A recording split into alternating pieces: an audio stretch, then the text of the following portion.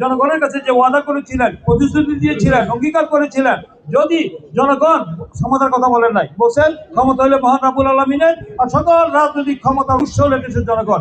এই রাষ্ট্রের মালিক, ভূখণ্ডের মালিক, দেশের মালিক এবং এই দেশের জনগণ। সংবিধানে রয়েছে দেশের মুক্তার মালিক, এই ভূখণ্ডের মালিক দেশের জনগণ।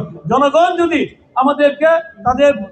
আমাদেরকে ভোট দিয়ে নির্বাচিত করে সরকার গঠন করার সুযোগ করে দেয়, দেশ পরিচালনার দায়িত্ব দেয়, তাহলে আমি একটি দফা রাষ্ট্র সংস্কার মেরামত করবো। আর মেরামতের মধ্যে অনেক দাবি দেওয়া ছিল। একটি ছিল এই যে মা বোনদের জন্য ফ্যামিলি কার্ড, এটা বলতেই হয়। ফ্যামিলি কার্ড দেওয়ার কথা বলেছিল, যে ফ্যামিলি কার্ড ২৫০০ টাকা নগদ অর্থ দিবে, এবং সেটা আপনারা সেই পরিমাণ আপনাদের নগদ অর্থ না হলে সেই নিত্য প্রয়োজনীয় দ্রব্যমূল্য দেওয়া হবে, এটা বলা হয়েছিল। এটা অলরেডি গত এই মাসের 10 তারিখে তিনি দেখেছেন ঢাকায় একটি অনুষ্ঠান করে তিনি ৩৭,০০০ পরিবারকে তিনি এই ফ্যামিলি কার্ড উদ্বোধন করেছেন।